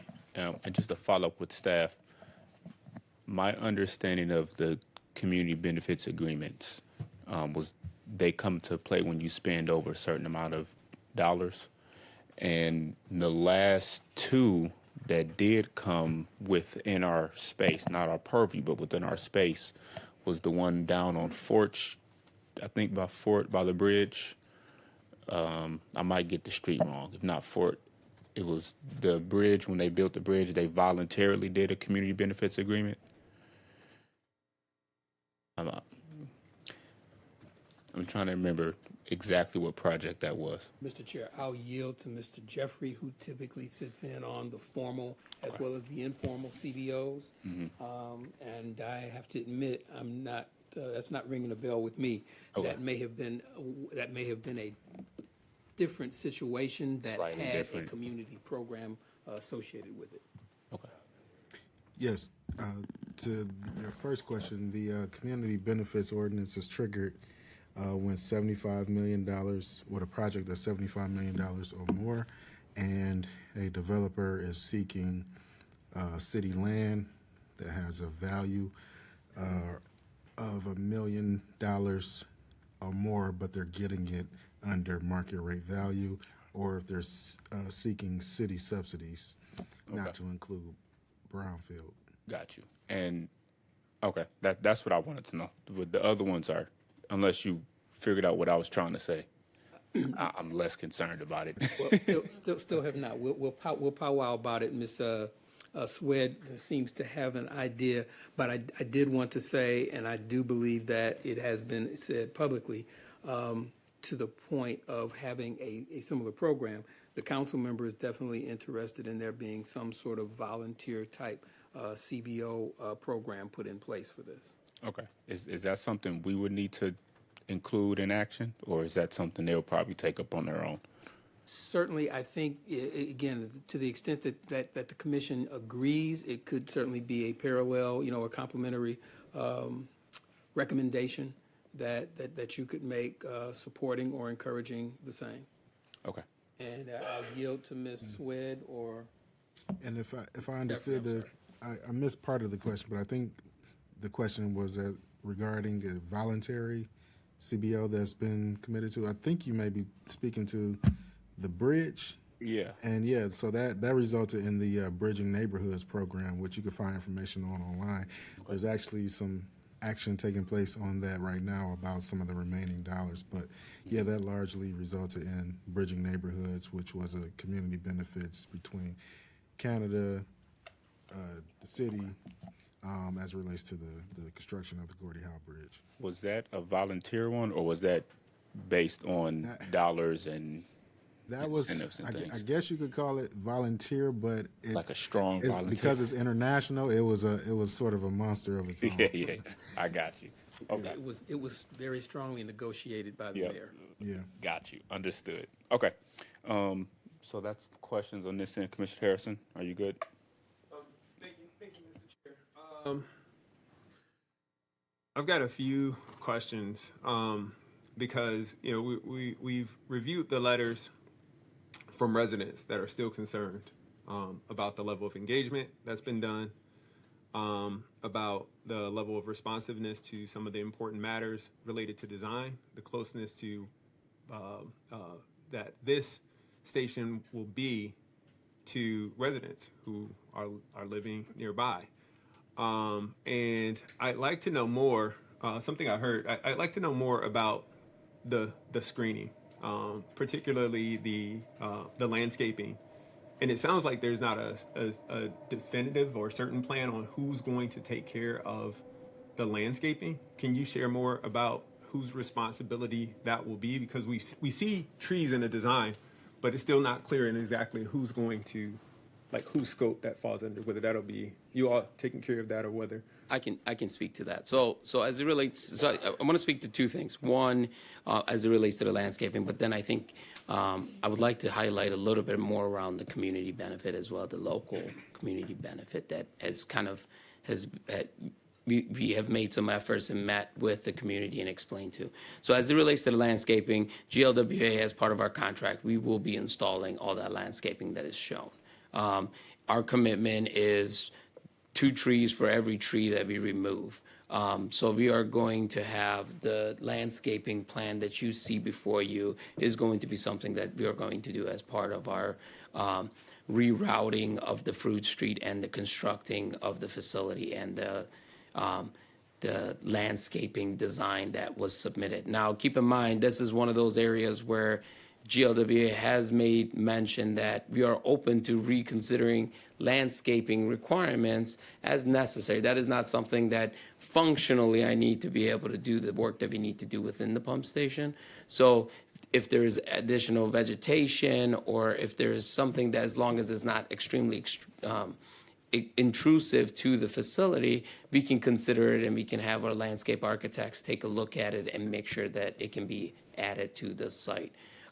We are adding a rain garden, for example, in this facility to improve some of the drainage along Fruit Street, which has had issues ponding, and that is going to be now rerouted to this new rain garden that will be, again, managed by GLWA as part of our responsibility of maintaining our properties, like we do across the street, which is at the Connor Creek CSO facility, which is located at the southwest corner of Claire Point and Frood, and so as we do it on the Frood pump station. So that is something that we take pride in our facilities that we manage, and we will manage that property. As it relates to the local community benefits, I wanted to draw your attention to what's on the slides now. One of the things that we walked the community through was kind of looking back in some history, and I know we're short on time, but I think this is a very important point as it relates to how these facilities really help the Jefferson Chalmers community, which is a low-lying community. The graphics on the right is a radar imaging of the site in that area, the Jefferson Chalmers area. And you can see the darker green area is actually a lower lying area, while as the colors change towards red, it gets higher. So looking at that lower left area where Connor Creek Word and Detroit River is, that is a higher elevation, while where the arrow is located, which is very close to where we're going to be constructing this pump station, is a very low elevation, so it's very low lying. You can see that that area that I have the arrow is around 5 to 7 feet below the maximum water level that could be experienced from the Detroit River. In 2019, 2020, many of you may recall where the Detroit River levels were above historic levels. It exceeded 100-year elevations. When those elevations exceeded, it reached 577.5 feet. So that's the water surface elevation, and you can see that the graphic before you is from the Army Corps, which is who publishes the river levels. It reached just below the elevations that I showed you in the Jefferson Chalmers community, which is 5 to 7 feet below grade. Two methods took place. During that time, the Tiger dams were installed. You may have heard that on the news. City of Detroit worked with the Army Corps. They installed Tiger dams to be able to shore up as much as they could to protect the high river levels from getting inside the community. However, what really protected that community was the pump stations that we operate. So this is the data that we have from the 2019-2020 event. Over 1 billion gallons of water was processed from the river influent. If you recall, we talked about how this area is a combined system. That means the storm catch basins actually come into this local sewer system. From the local sewer system, they come into the GLWA regional system, which requires these pumps to pump out the water that's coming in from the river to move this water out. If those pumps were to fail, or if those pump stations were not functioning, that community could have been 5 feet underwater because there is no way for that water to get out. And it doesn't matter how big those coffer dams were, the water still is going to get in, or the rain that comes inside the coffer dam, it's like a bathtub, has to get out, which requires a pump station to get out, which is the pump stations that we operate and maintain to be able to remove that water system. So the highlight of this, we have some other graphics here below you, but this is kind of giving you a profile view. If you could go to slide 13. One more slide if you can. So this kind of gives you that profile view of how the regional system works. The house is the residential home that's within the Jefferson Chalmers area adjacent to our facilities. You can see where the ground lies and where the river level elevation is identified at per the FEMA maps that I showed you earlier. The flow comes into the local sewer system, it works down, and it comes into our pump stations, and we operate it. When we go into a wet weather event, which if you remember, it is the purple area plus the Detroit area, but recognize that I know there was some comments as it related to, well, the local area that's distributing, or the Detroit area, is significantly smaller than the larger purple area that's shown on this. However, what I want to emphasize is that our data shows that 83% of the flow that comes to those pump stations is City of Detroit's flow. The remainder of that flow is coming in from the larger purple area. So even though it's disproportionate on size, but if you recall, as what I indicated, is that combined systems, which is mostly the City of Detroit area, is introducing majority of the flow into our pump station. So that is the water that is coming in. It's not the large purple area, even though graphically it appears to be a lot larger. Those communities are separated, so they don't have the same level of water that comes in. So as the levels rise, all of our pump stations come online. And subsequently, what you see in the sewer system is that the levels rise in our sewer system, and the Connor pump station and the Fruit pump stations both operate simultaneously to be able to remove that water, not only from the local community, but the City of Detroit community that is tributary to that area. The data that we have shows that in the 2019-2020 timeframe, those pump stations operated 50% more. So that means that the water that was coming in from the communities, especially the low-lying communities that had failed dams or water levels overtopped the dams, needed these pump stations more than anybody else because they were removing the water from the community. So I thought this was another way for us to explain the importance of this pump station as it relates to some of the history that we experienced, and many of us were around during that time. Okay, thank you. Yeah, go ahead. I have one other question. Again, and I'm going back to some of the comments that we're reading related to the design, the aesthetic, and how it's going to impact nearby residents. And out of the examples that you showed of other stations that you have or that you built, they were aerial photos that didn't show on the ground what the conditions look like. What are folks looking at out their window as they see those? And I tried to pull that up, but I'd like to see sort of what does the aesthetic look like for those stations? What are people looking at, and how close in terms of buffering? How close are those to the residential communities that abut them?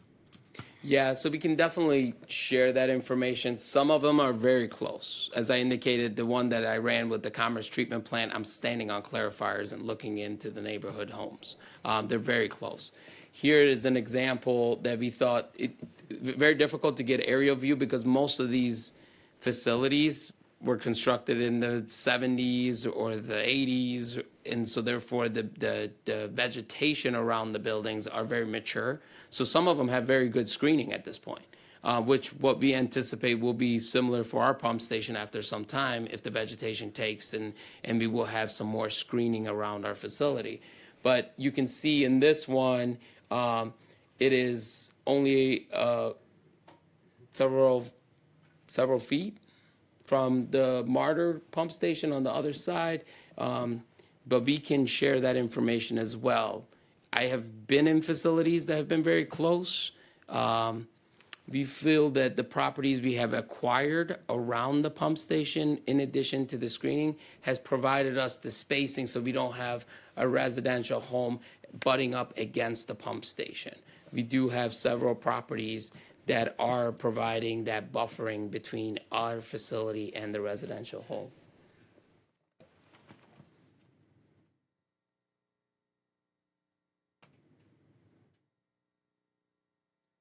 Thank you for that. And the last question that I have is for Mr. Fazzini in terms of the explanation that was provided related to the this being smaller, the site being smaller than the I think it was 2 acre site. Can you explain that just one more time, just so I have an understanding of exactly what's proposed in that regard? Yes, so through the chair, one of the PD review and approval criteria is that the site be a minimum of 2 acres. But it's not a hard line criteria or a matter of a variance or something like that. It is something that can be waived by CPC, and I believe it's been waived in the past. But so that's I don't have the background on why the 2 acres was chosen, but it's in the staff report that can be waived. And just to go back to the other facilities comments, um, may have noticed that the Martyr Road and the Kirby Road facilities, those were also part of DPW facilities, which um, may help mitigate the impact. But the Martyr facility and Kirby are you do see those from the streets, the main roads when you're passing by. So they are, the community in the area are aware that they're there. So they're not completely screened. Maybe like the Commerce Township facility is that is more of a suburban or exurban setting. But I don't know if Director Todd or Mr. Gulak have anything to add on the 2 acre requirement based on past PD projects. Through the chair, as Mr. Fazzini indicated, there have been a few instances, some wherein they may have fallen into some of the urban renewal areas where they were smaller than 2 acres, but therein you've got the governance really of the urban renewal plan. Probably the one that comes to mind most recently would be the Starbucks on Mac, which was part or related or across the street from another PD. That was one that decided, again, in order to protect the community, and there was a PD across the street from that facility, and the commission did decide to waive it. So as was stated, I guess we can check with Dr. Bolger to see what the history is on that 2 acre threshold. But as Mr. Fazzini said, it is what we're talking about in this sense, just a procedural matter, that 2 acres is the threshold, but there is the ability for the commission to waive it. Understand.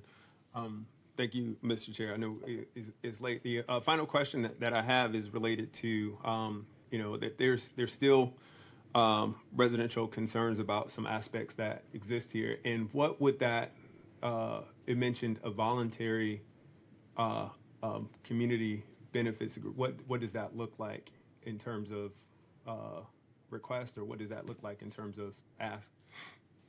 So in this case, given that there have already been, I think, some low-level conversations in this regard and some anticipation, if not necessarily of a full-blown CBO, of some benefit that GLEWA might extend in one way or another, I think what we would be talking about is setting up a program, a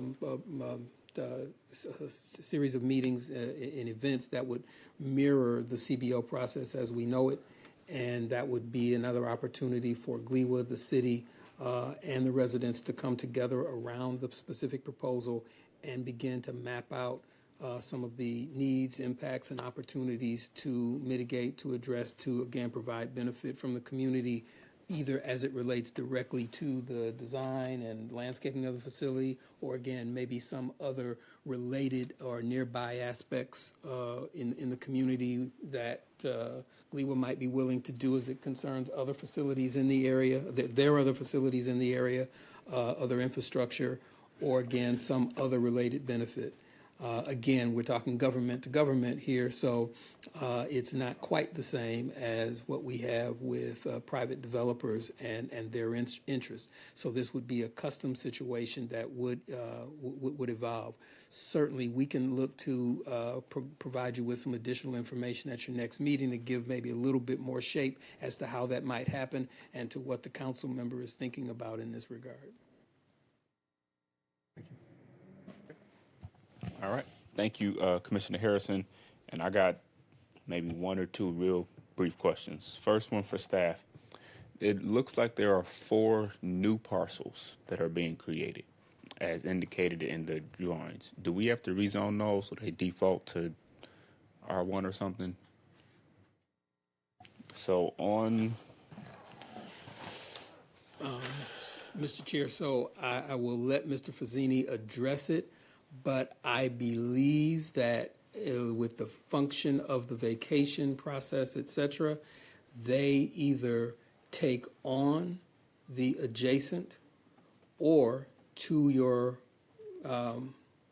point, we may indeed need to go back and verify if in fact, once the right-of-way designation is removed, if there's whether there's an automatic reversion to the adjacent zoning, or if in fact a proactive move will have to be taken up by the commission.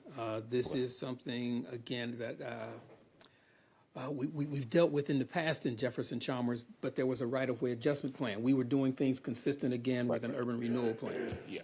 And I would agree. And what I wasn't sure is if it, like, I've known some at the state level, zoning says it will default to like lowest intensity, or if, like you said, we have to actively zone it to something. So I don't think it's in the purview of this rezoning, but I think at one point it may need to be addressed. It's just an idea.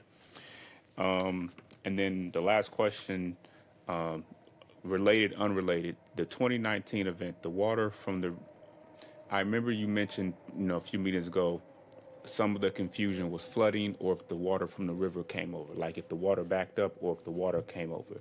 In that 2019 scenario, which was it? Was it the water came out as it backed up, or did it overflow? The river overflowed. Okay, that's what I thought. Okay. All right. And then Mr. Fazzini, based on your report, you gave two options. We could either make motion to rezone to R5 or to PD. Do you have a recommendation for us? Or We do not. you do not? Okay.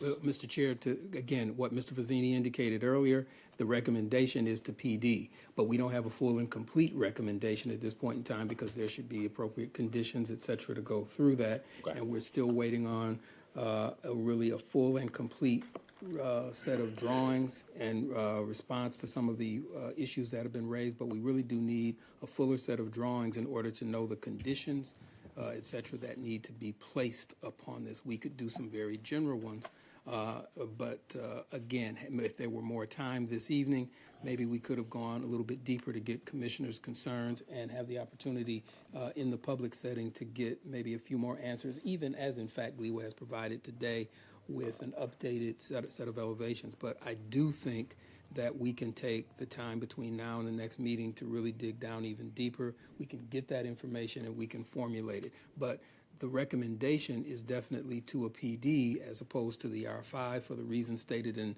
Mr. Fazzini's in his presentation and in the report. But now we need to formulate the PD. Yes. And he also mentioned this preliminary approval, and are we still being requested to make action on the preliminary approval, or is this kind of all being tabled until? I think, Mr. Chair, we're close enough that we would like to present a full and succinct recommendation to you, as long as GLE was comfortable with that. To the extent that we can get there, and that their architect, engineers can, by the 17th, provide us with that additional information, I think we can get there. Plus, having a better understanding of the other questions that were raised with regard to a community benefit program and how that might relate to the sequence of approvals and the desires of council. Okay. Would you be looking for a motion to table? Do we have to officially do that? You could certainly do that. You could have a motion to table, or otherwise just simply direct us, as has also been the commission's custom, to bring the matter back at the next meeting, primarily because of lack of time. Okay. All right. Based on staff's comments, I guess we are able to entertain a motion to table this item, or have staff bring it back to us when it is ready. Could we just make a request? I'm fine with making a request for them to bring it back. Yeah. Oh, we don't need a motion. We can just request it. Okay. Then we'll Again, as chair, you can direct, okay. or again, or otherwise the body can make a motion. Okay. If there are no motions, then we will request at the leisure of the chair that staff bring the item back when it's ready. 17th, next meeting. 17. Okay. All right. Thank you. All right.